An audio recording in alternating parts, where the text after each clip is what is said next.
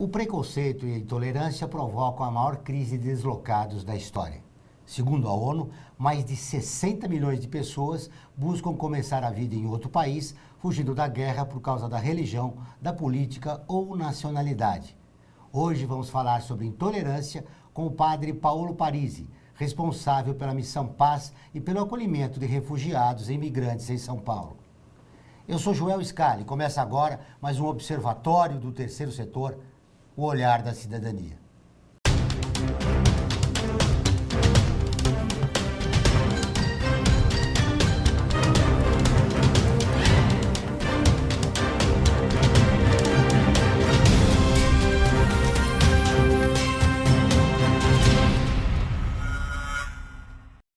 O Observatório do Terceiro Setor mostra pessoas que trabalham para a melhoria da sociedade, além de divulgar e interagir de forma comprometida com as organizações de interesse social.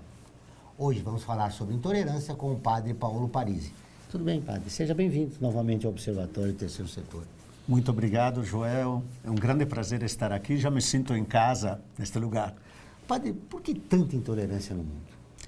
Infelizmente, o ser humano às vezes tem preconceitos, às vezes assume posturas fanáticas, às vezes tem insegurança até, e tudo isso gera atitudes de intolerância, por vários motivos, a partir da religião, da política, da nacionalidade, da opção sexual. Então, tudo isso gera intolerância às vezes.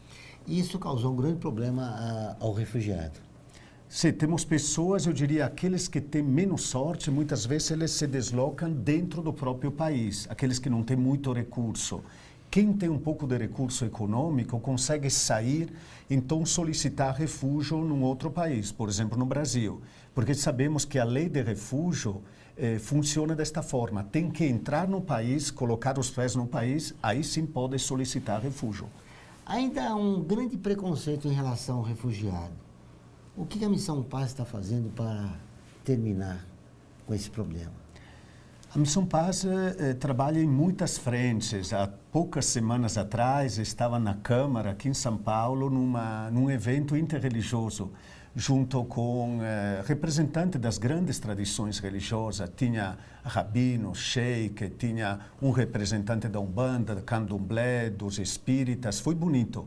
Um momento junto. Estamos fazendo isso nas escolas também. E me chamou a atenção numa escola no centro, quando uma estudante levantou a mão e falou: eu estou orgulhosa que tem um representante da Umbanda, porque eu participo e me sinto incluída. Então, achei bonito estes jovens falando disso.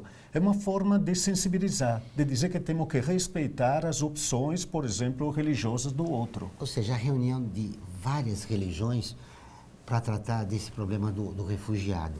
Nós precisamos de uma mudança cultural. Como fazer?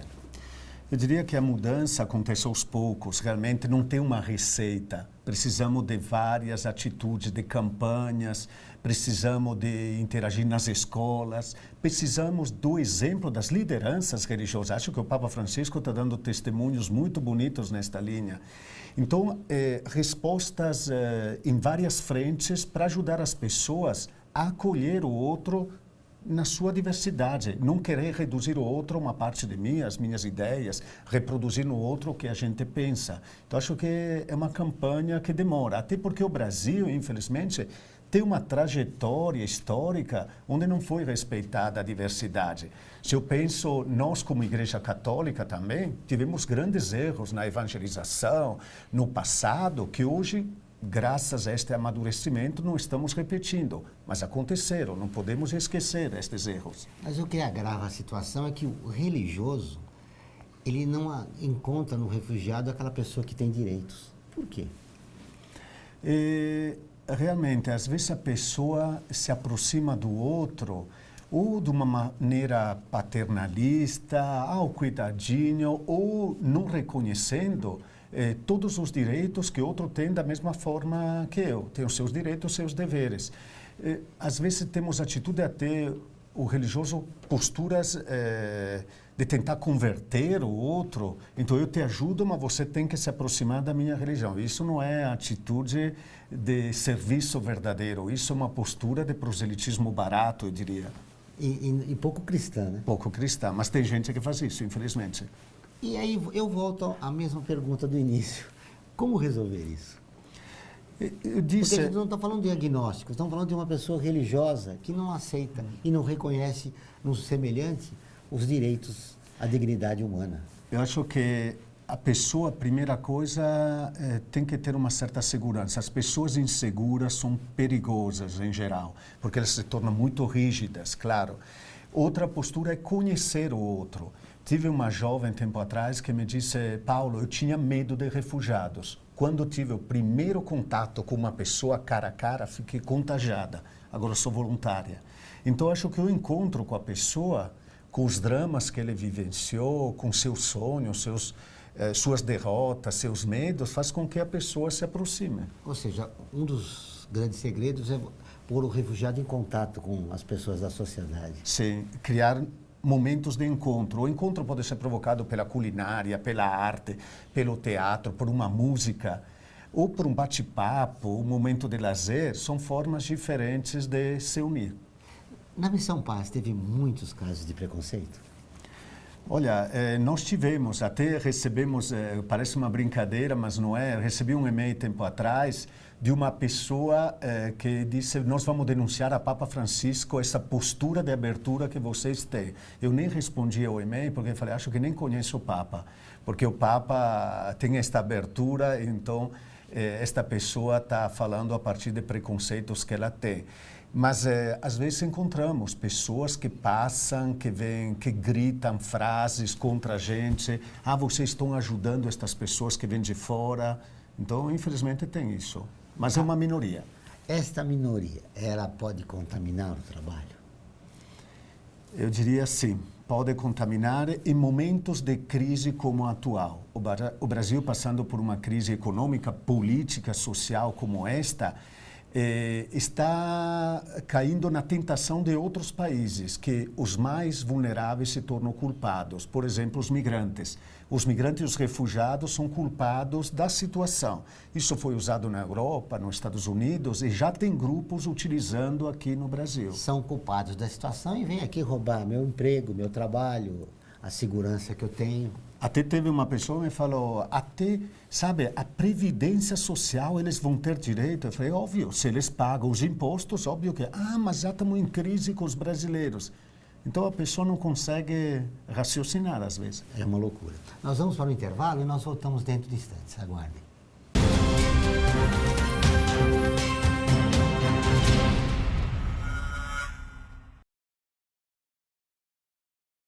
A vida nos traz muitas conquistas, mostrando que todo conhecimento e esforço compensaram em cada detalhe, cada emoção. Estudar na FIA me fez crescer profissionalmente e a conquistar um objetivo maior, que foi a felicidade de ajudar meus filhos numa carreira brilhante. E a FIA compartilha esses sonhos com a melhor estrutura, corpo docente e networking que conduzem ao sucesso e à felicidade. FIA, sua maior conquista.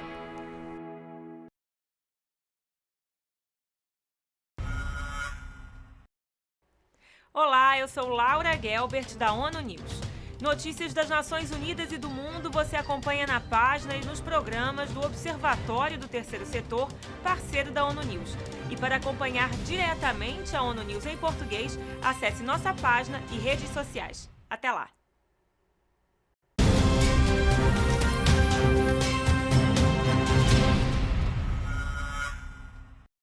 Estamos de volta com o Observatório do Terceiro Setor, o olhar da cidadania. Padre Paulo, a gente já falou isso no primeiro bloco, mas é importante insistir. O preconceito, quando a pessoa expressa o seu preconceito, ele não pensa no próximo.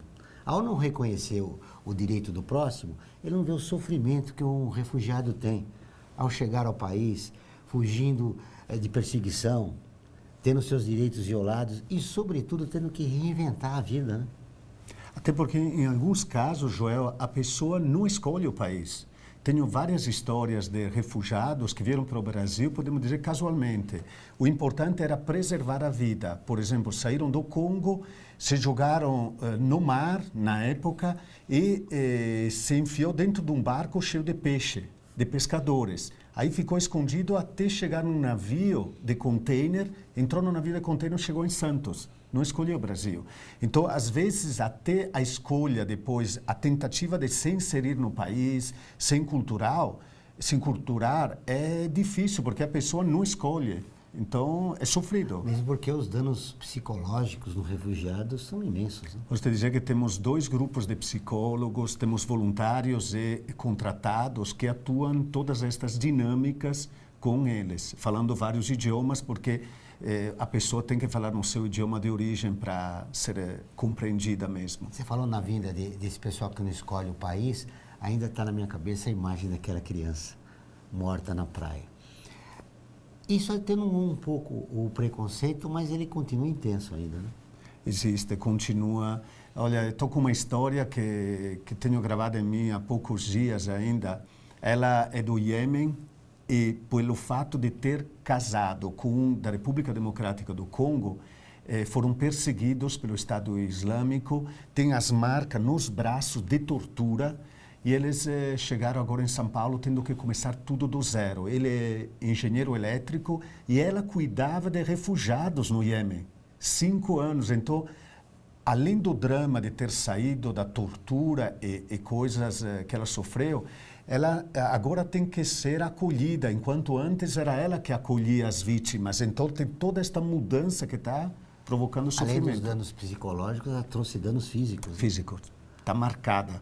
E a coisa boa é que agora conseguimos alugar uma casa para ela e o marido. Estão começando sua vida. Há 2 dias alugaram a sua casa. Como é que é chegar a um país, ter que reinventar a sua vida e sendo perseguido por motivos religiosos? A primeira coisa, eles chegam muito assustados. Em geral, tem ainda o medo. Medo de falar o nome, medo de falar da sua história. No início, em geral, não conta a história, porque tem medo de esta questão de se preservar, se defender.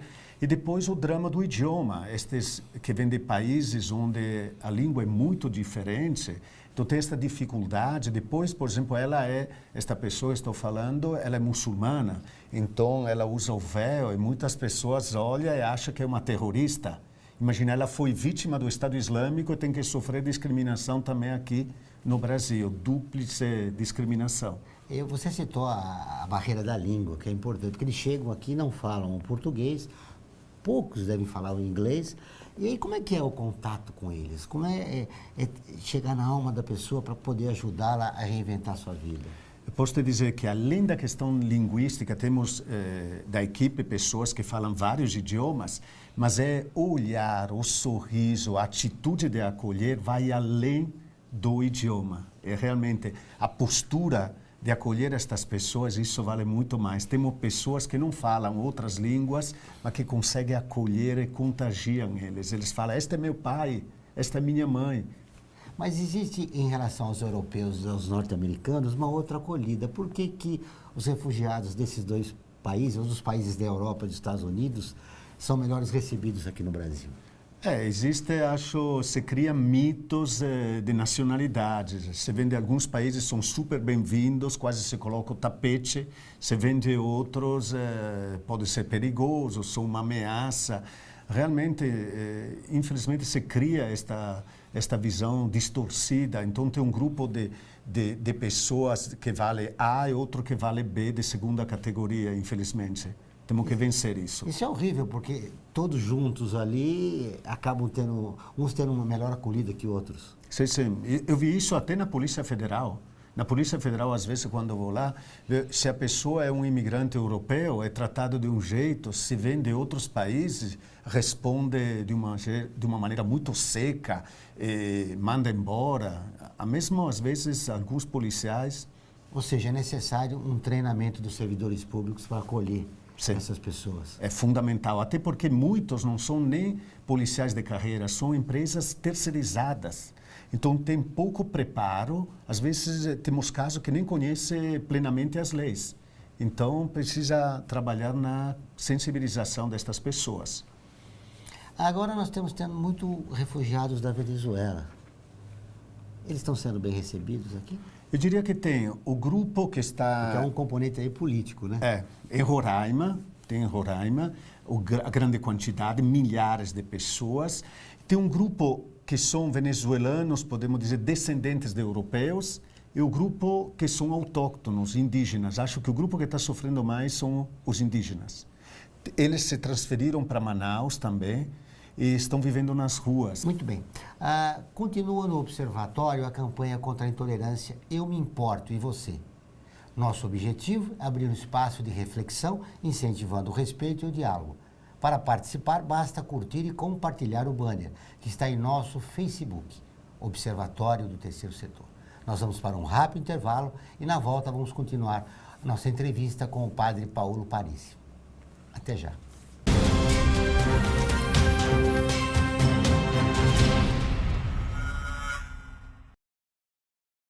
A FUNASP colabora com a USP nas relações entre fundações por meio de fóruns, simpósios, seminários, pesquisas e intercâmbio de informações, além do seu investimento na área social. Para melhores informações, entre no nosso site www.funasp.org.br. FUNASP, um marco entre o universo acadêmico e a sociedade.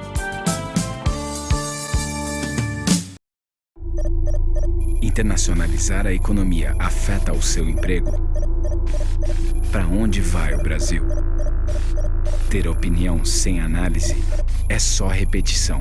Repetição, repetição, repetição, repetição, repetição, repetição, repetição, repetição. Informação é importante.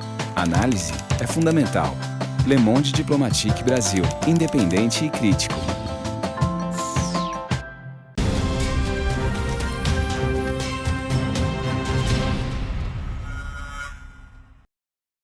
Estamos de volta com o programa do Observatório do Terceiro Setor, o Olhar da Cidadania. Padre Paulo, está sendo votado no Congresso Nacional uma lei importante, porque ela vê o refugiado sob o ângulo dos direitos humanos. É um belo avanço. Sim, tomara que isso se concretize em breve, realmente, até porque a sociedade civil no Brasil vem provocando esta elaboração de uma nova lei, podemos dizer, há mais de 20 anos. Então, é o resultado da caminhada de muitas pessoas que assumiram esta bandeira, a bandeira de uma nova lei de imigração que substitua o Estatuto do Estrangeiro, que é de 1980, redigida na época da ditadura militar e que olha o imigrante como uma ameaça, alguém que não tem direitos. Então, a nova lei começa realmente com toda a primeira página e meia, uma série de artigos que fala da igualdade de tratamento entre o nacional e o imigrante, de acordo com a Constituição. Ainda há muita resistência em relação à aprovação da lei. Sim, tem pessoas que começaram campanhas nas redes para divulgar, eu diria, preconceitos, medos infundados.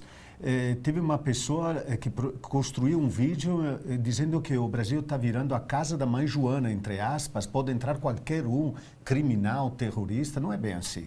A lei tem parâmetros, mas tem também a lógica dos direitos humanos. Então não vai entrar qualquer um, como alguns estão espalhando por aí. Se a pessoa tem problemas com a justiça no seu país de origem, não vai entrar. O preconceito em relação ao refugiado está potencializado nas redes sociais, né? Sim, infelizmente as redes sociais fazem com que as pessoas espalhem, sem pensar às vezes, assumem a bandeira do outro, começa a falar, eu estou de acordo, estou gostando. Tive amigos que conheço há muito tempo que foram já influenciados, falaram, não, esta lei não tem que ser aprovada. Fiquei decepcionado com estas pessoas que eu nunca teria imaginado.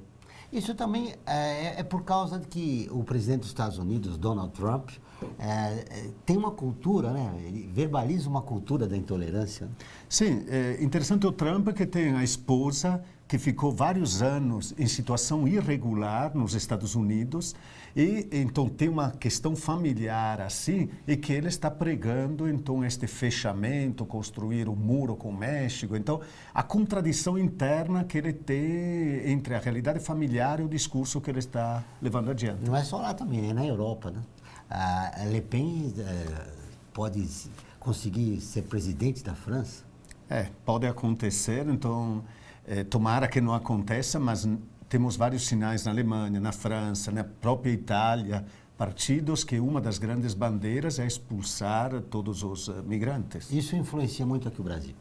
Sim, tem pessoas que citam estes exemplos, estes nomes de presidentes para o Brasil. E eu gostaria de dizer também uma outra coisa, Joel, que o Brasil está com pouquíssimos migrantes. É 0,8% da sua população. Tem países no mundo onde está 13%, 14%, 15%. Então o Brasil está com poucos imigrantes ainda. E agora com a crise diminuiu a entrada. Então está infundada realmente esta ideia que há um grande número de imigrantes no Brasil.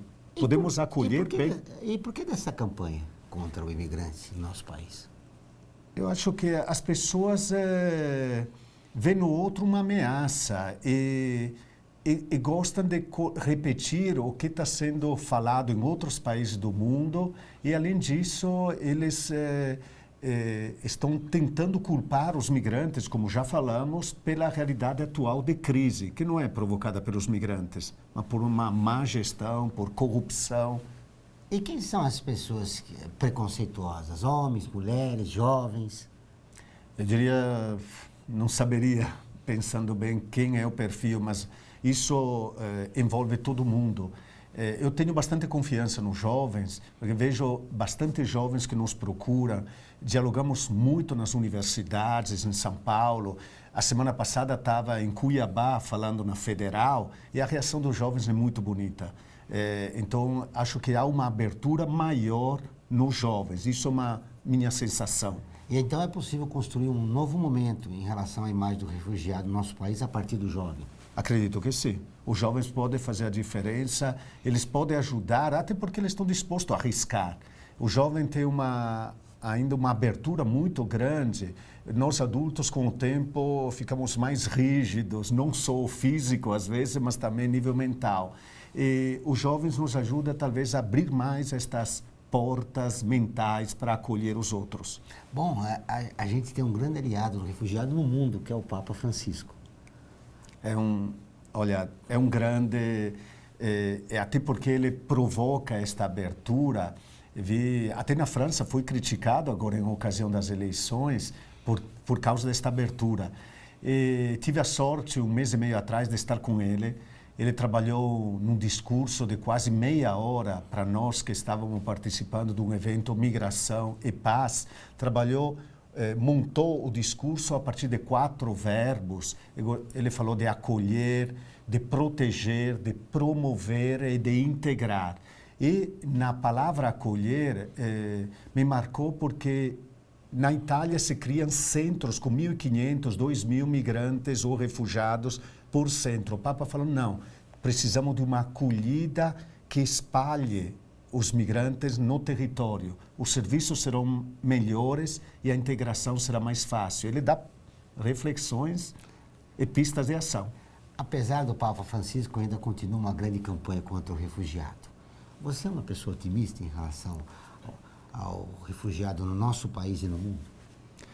Eu sou otimista. Acho que, da mesma forma que tem lugares que são contra os refugiados, que tem preconceito, o ser humano nos surpreende também no lado positivo. Tem um ditado onde nasci, que fala assim, faz mais barulho uma árvore que cai que uma floresta que cresce. Acho que é isso. Às vezes, estas pessoas intolerantes, elas fazem muito barulho. Nós que somos pessoas que acolhemos, temos que fazer barulho também. Não podemos ficar calados, baixando a cabeça. Não. E a situação do refugiado é um grande desafio para o cristão. Sim, é um desafio. Eu, quando falo na igreja, falo para cristãos, independentemente de católicos ou evangélicos, eu sempre lembro Evangelho de Mateus, capítulo 25. Digo, lá está escrito, Jesus se identifica no migrante. Eu era migrante e você me acolheu. Eu era migrante e você não me acolheu. Não diz de que religião era o migrante, não. Jesus se identifica nestas categorias. Prazer em vê-lo. Obrigado pela entrevista. Muito obrigado, Joel. O programa do Observatório do Terceiro Setor dessa semana fica por aqui. Para continuar nos acompanhando, acesse o nosso site, observatório3setor.com.br, e também as nossas redes sociais. O Observatório está no Facebook, no Instagram e também no YouTube.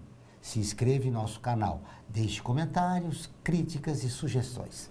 Participe do Observatório do Terceiro Setor o olhar da cidadania.